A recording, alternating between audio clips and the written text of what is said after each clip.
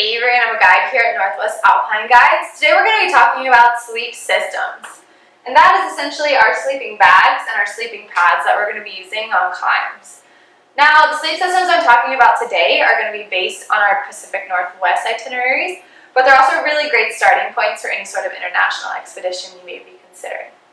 So, first thing first is our sleeping pads. Here with me I have a foam pad and I have an inflatable pad. Now, both of these are rated with something that's called an R value. And an R value essentially talks about how insulative or how warm a sleeping pad is. So there's two really important things you should consider when thinking about sleeping pads and their R value. And that is the higher the R value or the number, the warmer the pad is going to be. And that they're additive. So, for example, say this pad has an R value of 1 and this pad has an R value of 1. If I'm sleeping together with both of them, I now have an R value of 2 and are therefore going to be warmer. Now, when we're talking about our early season climbs, which is May and June, and our late season climbs, which is most of September, I'm actually going to want to be bringing both of these pads. That way, if it's really cold or I'm sleeping on snow, I'm going to be a lot warmer because these foam pads are really great at insulation, and these inflatable pads are going to keep us nice and comfortable. For midsummer climbs, it's kind of up to you. You can choose between the two. Like I said, the inflatable pads are really comfortable, but we'll be sleeping probably more on rocky areas, so they could potentially pop.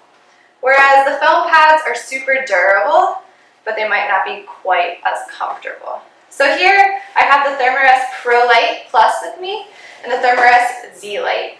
Both of these options are available to rent from our website or when you come into our guide hut. And also a really great starting point if you're considering buying your own sleeping pads.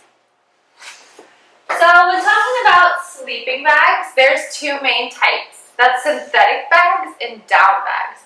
Synthetic bags are really great because if they get wet, they are still warm. They don't quite lose their insulative properties. However, they're really heavy and often extremely bulky. Down bags, on the other hand, are lightweight, extremely compactable, and very warm. However, if they do get wet, they do quickly lose their insulative powers. When looking at a down bag, there's two things we want to consider, and that's fill power and fill weight. And both of these things are going to tell you essentially how warm the bag is and also how compactable it will be. If you're looking for more information and the differences between fill power and fill weight, make sure to check out our video on down jackets, and that'll have a great explanation for you and what to look for when considering down products. So for our early season climbs, which we said is May and June, and our late season, which is September, we're going to have at least a 0-degree Fahrenheit bag.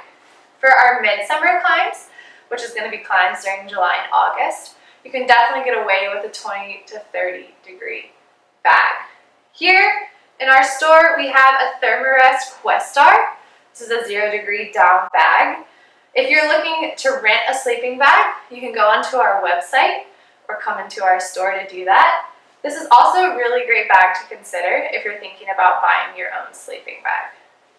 So something important to consider when thinking about your sleep system is its packability. I would recommend you get a compression sack for your sleeping bag. So a bag that is normally this size gets compressed down to just this. And when you're packing your backpack, it's best if you put your sleeping bag and your inflatable pad inside the pack so they don't get any holes or get wet as you're hiking along. Our foam pad, on the other hand, is super durable, so it's really great to put this just right on the outside of your pack, and it makes a really great seat to pull out quickly as you're going down the trail. That's all I got for you today on sleep systems. Thank you so much for watching this video, and I hope it was informative so that next time you're out climbing, you get the best sleep possible.